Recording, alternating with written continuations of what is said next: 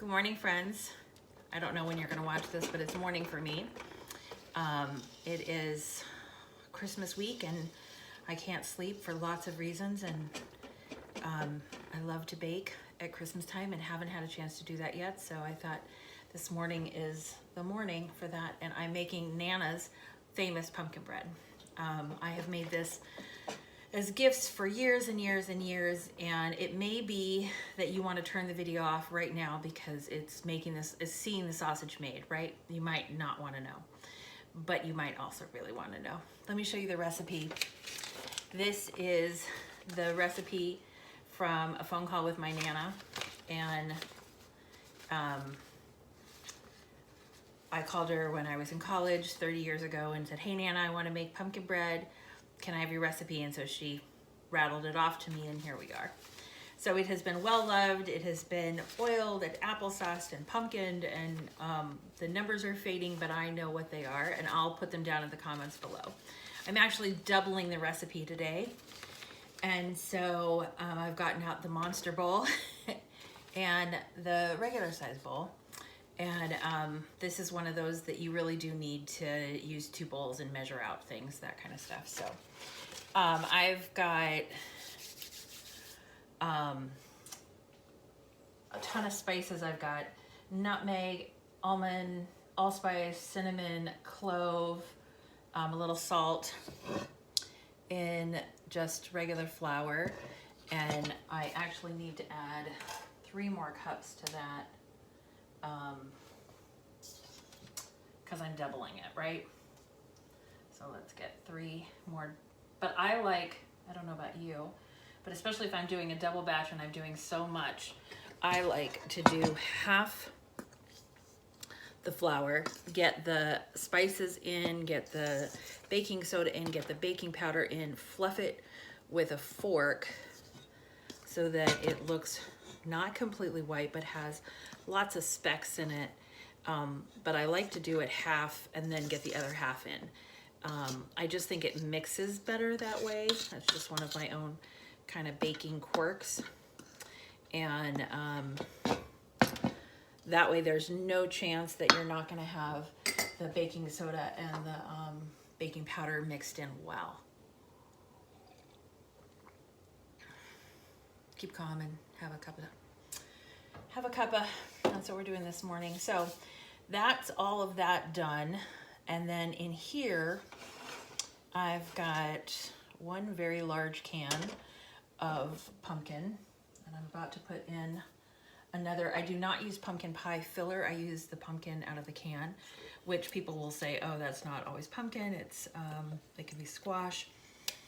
I don't have the energy this year to roast my own pumpkin and puree it and get it ready so that I know it's purely pumpkin. I'm gonna trust Target, who says that the ingredients is pumpkin. So let's go for that, Target. So I've got all of that. Excuse me. I've got all of that in. So I've got 2 cans in here. I've got 2 cups of applesauce. And again, it's not a year when I'm gonna make my own, but we really like Wegmans, not a sponsor. Applesauce, no sugar added, so it's just apples and water. And this is our favorite. So I've got 2 cups of that in there. I've got 8 eggs because this is a double batch. And I have a couple of cups of sugar. And if you follow and watch me regularly, you know that I tend to use coconut sugar. But today I'm just using plain white crack, right? Just regular sugar. It's the holidays and I don't plan on eating the whole loaf in one sitting. And there you go. And I look like Workout Barbie because I am gonna take a walk in the village with my husband when he gets up. So this is, I think, again, it is easier. This is too big for my mixer. I love you, but not up for this job. So I do 1 can, the 2 cups of applesauce, the 8 eggs, and now and then I whisk it.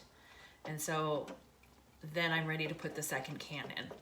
Now, if you like pumpkin, but you don't love pumpkin, only use 1 can. Or if you're gonna do a half, if you're gonna do a one thing, you could even use half a can. So this is 29 ounces, you'll get 14 in one of the smaller cans. When I lived in Scotland, I would, if I could find it, or if someone was coming to me, I would have them bring me small cans because I didn't make it to give away because my Scottish friends weren't crazy about pumpkin because they didn't eat it a lot. That was okay. There are lots of other yummy things in there. So there's that. Now I'm gonna switch out and I'm gonna do half my flour in here. This is a good arm workout kind of day. Roll up my sleeves a little bit. And we're just gonna mix it up. Put it into greased pans, and then we're gonna bake for an hour,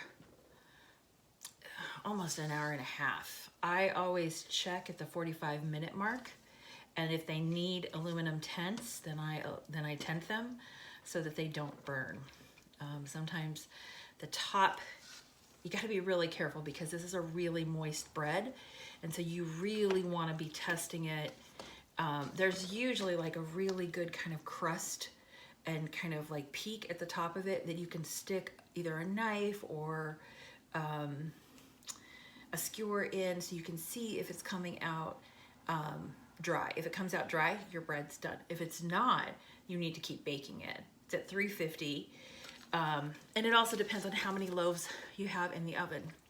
If you have, 6 loaves in the oven, depending on what size you're baking, a regular recipe will make 2 good big loaves, can make 3 smaller loaves. I have a couple of people that this is always their Christmas Eve, kind of Christmas Day breakfast or snack. And I just love sharing my Nana's love, right? It's gonna be a little bit lumpy. If you have a hand mixer, knock yourself out. But again, remember, if you are using a hand mixer, if you're using your standard mixer, if you're doing a regular batch and not a double batch like I am this morning, you don't want to overwork the flour because then it's going to be tough. You don't want a tough bread. So you really do want to kind of fold in the flour and don't be afraid of the lumps. They'll come out, but you don't want to overmix it. That's kind of why I mix it in 2 batches, because I want it to be a yummy bread, right? Okay, gonna keep mixing, get them in the oven. I'll let you see how they look at the end. Look for the recipe underneath. What is one of your favorite things to make from your family tradition? What did your Nana or grandmother bake that just brings it all back for you? For me, this is essential, absolutely. I'd love to be with family this year. I'd love to be on a plane, getting to people I love who are hurting. But that's not the reality this year. And so this is one of those things that makes me feel like it's home and it's the holidays, and we'll be together another year. But when I say sending love from New Jersey, know that that is truly my heart, and I'm thankful for you. Merry Christmas, friends.